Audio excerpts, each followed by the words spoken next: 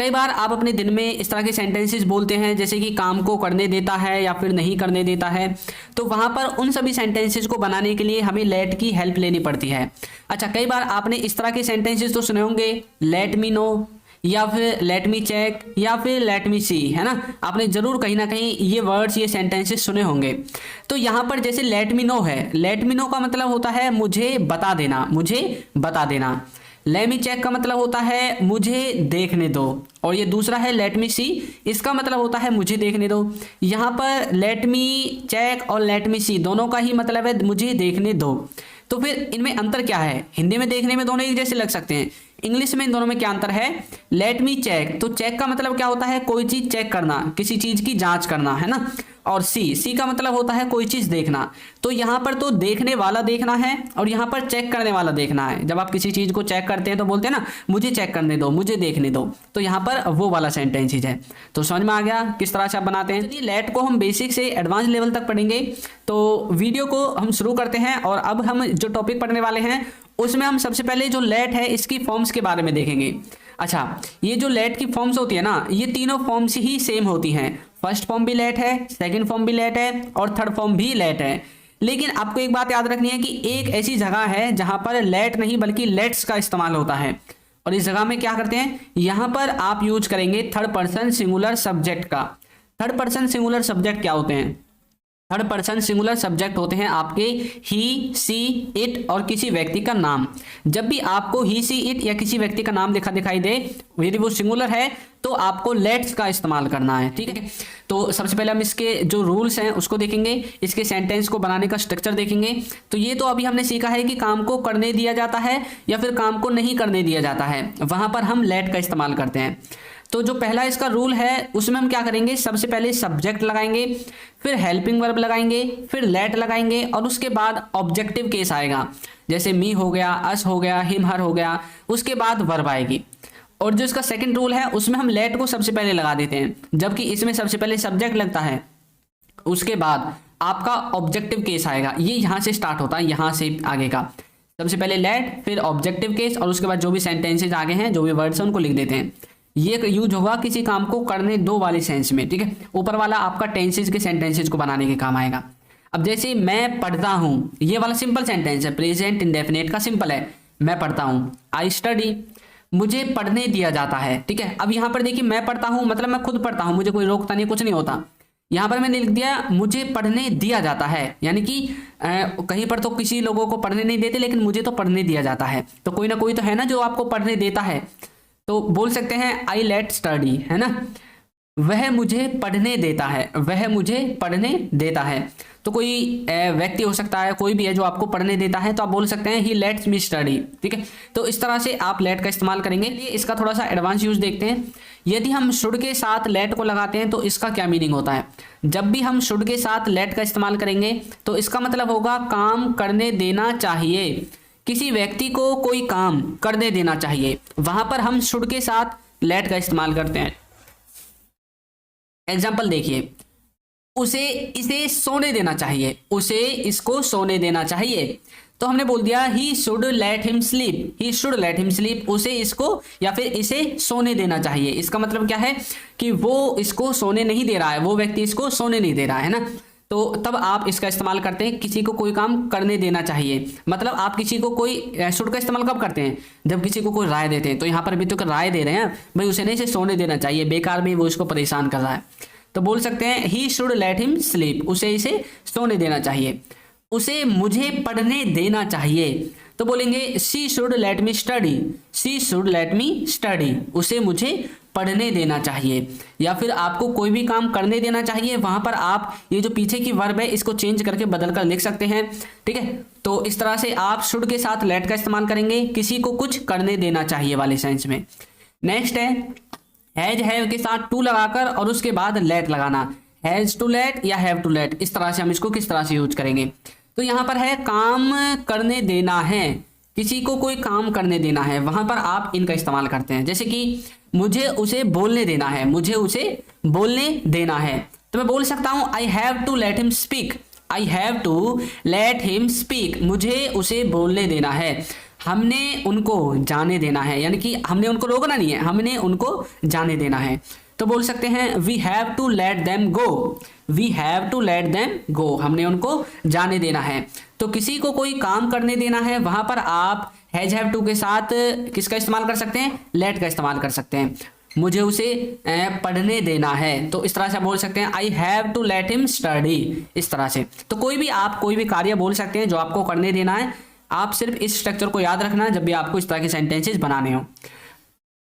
अब चलिए आपको जो मैंने अभी ये पीछे जो सेंटेंसेस बताए थे, जैसे यहाँ पर सबसे पहले सब्जेक्ट है, फिर हेल्पिंग वर्ब है, फिर लेट है, फिर ऑब्जेक्टिव केस है और फिर आपकी वर्ब है। तो ये कहाँ से आया, ये यहीं से आया जो मैंने आपको पहले बताया था। सबसे पहले सब्जेक्ट आएगा, तो यहाँ पर देखिए सब्जेक्ट है आपका आई, फिर हैव टू है आपके यहाँ पर हेल्पिंग वर्ब, फिर लेट है और लेट के बाद ऑब्जेक्टिव केस है। तो देखिए फिर लेट है और लेट के बाद ऑब्जेक्टिव केस है और इसके बाद वर्ब की फर्स्ट फॉर्म है। तो देखिए इसके बाद वर्ब की फर्स्ट फॉर्म यहाँ पर आ गई है, ठीक है। तो ये स्ट्रक्चर आपको फॉलो करना है। नेक्स्ट है विल हैव टू के साथ लेट, काम करने देना पड़ेगा, आने वाले समय में किसी को कोई काम करने देना पड़ेगा, हम उसको रोक नहीं सकते, ये हमारी मजबूरी है कि भाई वो जो भी करेगा हमें उसे करने देना पड़ेगा उस काम को।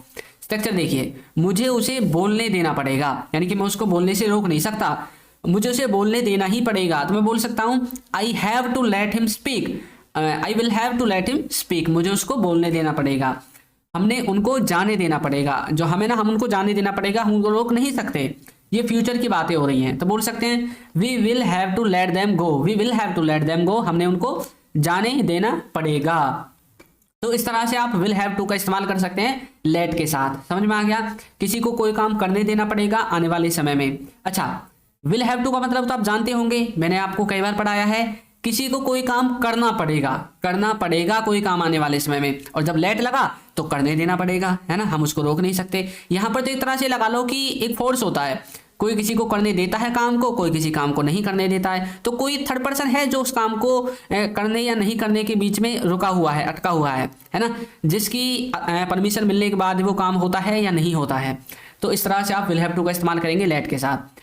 नेक्स्ट है डजंट या फिर डोंट के साथ लेट, डजंट लेट या फिर डोंट लेट, है ना, काम करने नहीं देता है, कोई व्यक्ति किसी को कोई काम नहीं करने देता है, वहां पर आप डजंट या फिर डोंट लेट का इस्तेमाल कर सकते हैं। कैसे, देखिए, वह मुझे जाने नहीं देता है, तो बोल सकते हैं he doesn't let me go, he doesn't let me go, वह मुझे जाने नहीं देता है।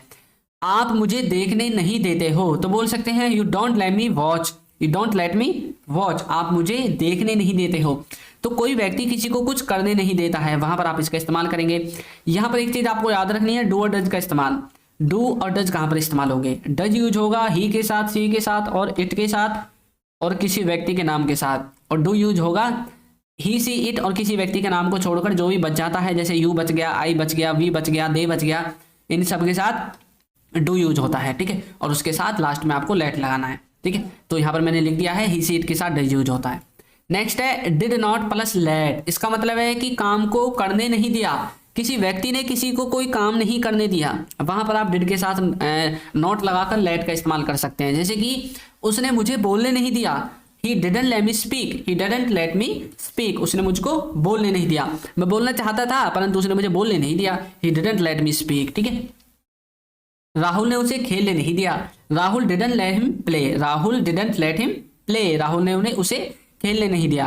तो इस तरह से आप किसका इस्तेमाल कर सकते हैं, डिड के साथ नॉट लगाकर, और उसमें आप लेट का इस्तेमाल कर सकते हैं। चलिए आगे देखते हैं। आगे है वॉन्ट प्लस में लेट, काम करने नहीं देगा, कोई व्यक्ति किसी को कोई काम नहीं करने देगा। यहाँ वॉन्ट का मतलब होता है विल प्लस नॉट, ठीक है, कोई व्यक्ति किसी को कोई काम नहीं करने देगा। पापा इसे नाचने नहीं देंगे, तो बोल सकते हैं पापा वॉन्ट लेट हर डांस, कोई लड़की हो सकती है जो नाचने के लिए रेडी हो रही है, बहुत ज़्यादा खुश है, अब बोल रहे हैं, किसी ने बोल दिया भाई पापा इसको नाचने नहीं देंगे चाहे कितनी खुश हो ले, तो बोल सकते हैं पापा वॉन्ट लेट हर डांस, पापा वॉन्ट लेट हर डांस, पापा इसको नाचने नहीं देंगे। मैं उसे जाने नहीं दूंगा, I won't let her go, I won't let her go, मैं उसे जाने नहीं दूंगा। तो इस तरह से वॉन्ट प्लस लेट का इस्तेमाल कर सकते हैं कि कोई व्यक्ति किसी दूसरे व्यक्ति को कोई काम आने वाले समय में नहीं करने देगा, ठीक है, समझ में आ गया। नेक्स्ट है इजएमआर के साथ लेटिंग। अच्छा, आईएनजी लगाने वाले में आपको क्या करना है, लेट के साथ डबल टी लगाकर आईएनजी लगाना है, एक टी के साथ आईएनजी नहीं लगाना, गलत हो जाएगा, ठीक है।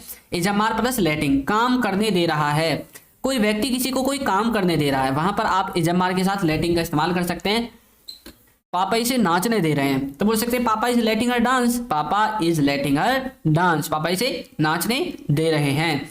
मैं उसे जाने दे रहा हूं, मैं उसे जाने दे रहा हूं। I am letting her go, I am letting her go, मैं इसको जाने दे रहा हूं। तो इस तरह से आप जब ऐसे सेंटेंसेस बोलेंगे कि कोई व्यक्ति किसी को कोई काम करने दे रहा है, तब आप वहां पर किसका इस्तेमाल कर सकते हैं, इज अ मार के साथ लेटिंग का इस्तेमाल कर सकते हैं। बहुत आसान टॉपिक है, आपने यदि इसको अच्छे से समझ लिया और 2-3 बार वीडियो को ऐसे ही देख लिया, इसी वीडियो को 3 बार देख लो, आपको कभी भूलने की जो है बीमारी नहीं लगेगी, हमेशा लेट आपको याद ही में। नेक्स्ट है हैज नॉट और हैव नॉट, यानी कि हैजंट और हैवेंट, उनके साथ लेट का इस्तेमाल। मतलब किसी ने किसी व्यक्ति को कोई काम नहीं करने दिया है, किसी ने किसी व्यक्ति को कोई काम नहीं करने दिया है, वहां पर आप किसका यूज कर सकते हैं, हैजंट और हैवेंट का। ठीक है, जैसे कि उसने इसे सोने नहीं दिया है, यानी कि ये सोने गया था और उसने इसको सोने ही नहीं दिया है, तो बोल सकते हैं he hasn't let him sleep, he hasn't let him sleep, उसने इसको सोने नहीं दिया है। उसने मुझे पढ़ने नहीं दिया है, तो बोलेंगे she hasn't let me study, she hasn't let me study, let me study या लेट मी स्टडी, तो उसने मुझे पढ़ने नहीं दिया है। तो किसी व्यक्ति ने किसी को कोई काम नहीं करने दिया है, वहां पर आप आसानी से हैजेंट और हैवेंट का इस्तेमाल कर सकते हैं। अब जैसे मान लीजिए कि आप पढ़ने गए थे किसी के रूम में और आप पढ़ने गए, उसने आपको 5 मिनट भी नहीं पढ़ने दिया, वहां से आप उठकर आ गए।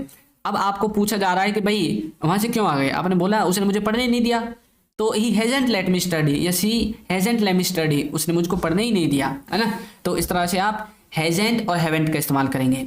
नेक्स्ट है ही सी इट के साथ आप लेट्स का इस्तेमाल करते हैं, ये मैंने आपको बता दिया था। लेट्स का इस्तेमाल आपको कहाँ करना है, कोई व्यक्ति किसी को किसी काम को करने देता है, काम को करने देता है, जैसे वह मुझे जाने देता है, तो बोल सकते हैं ही let's me go, he let's मी गो। ठीक है, ही लेट्स मी गो, वह मुझे जाने देता है, वह मुझे देखने देती है, तो बोल सकते हैं she let's me watch, she let's me watch, वो मुझे देखने देती है, जाने देती है, खाने देती है, पढ़ने देती है, पढ़ने देता है। उन सभी सेंटेंसेज को बनाने के लिए आपको लेट्स का इस्तेमाल करना है। और एग्जाम्पल से देखिए कुछ, उसे पढ़ने दो, तो बोलेंगे लेट हिम स्टडी, हमें अंदर आने दो, तो बोलेंगे लेट्स अस कम इन, उन्हें सच देखने दो, तो बोल सकते हैं let them see the truth, let them see the truth, हमको खरीदने दो, लेट अस बाय, हमें खरीदने दो, हमको खरीदने दो। तो इस तरह से आप इनका इस्तेमाल कर सकते हैं, किसी को किसी काम को करने दो। ठीक है, तो ये कौन सा स्ट्रक्चर है, ये वाला जो स्ट्रक्चर मैंने आपको बताया था ना, लेट के बाद डायरेक्ट आपको क्या करना है, ऑब्जेक्टिव केस लगाना है। चलिए मैं आपको दिखा देता हूँ। ये वाला स्ट्रक्चर है, सेकंड वाला लेट, और उसके बाद ऑब्जेक्टिव केस, और उसके बाद जो भी आपका कार्य है वो लिखना है, किसी को कोई काम करने दो, ये वाला सेंस है। तो समझ में आ गया ना, सबसे पहले लेट, ऑब्जेक्टिव केस सब में, उसके बाद जो आपका वर्ब है वो आ जाएगा, लेट लेट लेट, हिम अस देम और अस, ये आपके ऑब्जेक्टिव केस है। Study, come in, see the truth और बाय, ये आपकी वर्ब है एक तरह से। ठीक है, आप ये समझ सकते हैं। और एग्जांपल्स देखिए, उसे आपको पूछने देना चाहिए, तो बोल सकते हैं he should let you ask, he should let you ask, वह मुझे पूछने नहीं देता, he doesn't let me ask, he doesn't let me ask, उसने मुझे जाने नहीं दिया, तो बोल सकते हैं he didn't let me go, he didn't let me go, मैं उसे देखने नहीं दूंगा, I will not let him watch, I will not let him watch, मैं उसको देखने नहीं दूंगा।